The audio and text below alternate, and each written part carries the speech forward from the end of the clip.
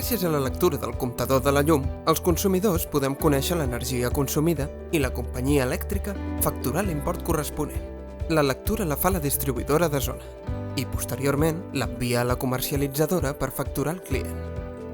Hi ha dos tipus de comptadors, els analògics i els digitals.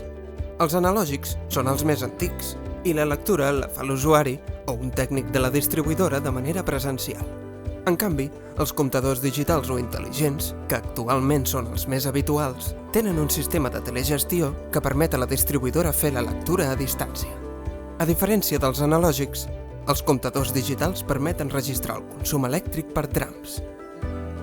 En cas de no poder accedir al comptador, la distribuïdora pot fer una estimació a partir dels consums anteriors. Les mesures estimades apareixeran indicades a la factura. L'usuari també pot facilitar la lectura a la companyia elèctrica en cas que detecti errors en la seva factura. I un cop l'any, la distribuïdora està obligada a fer una lectura real. Si el consum ha estat menor, la comercialitzadora haurà de retornar la diferència al client. Però si ha estat major, serà el client qui haurà d'assumir-ho.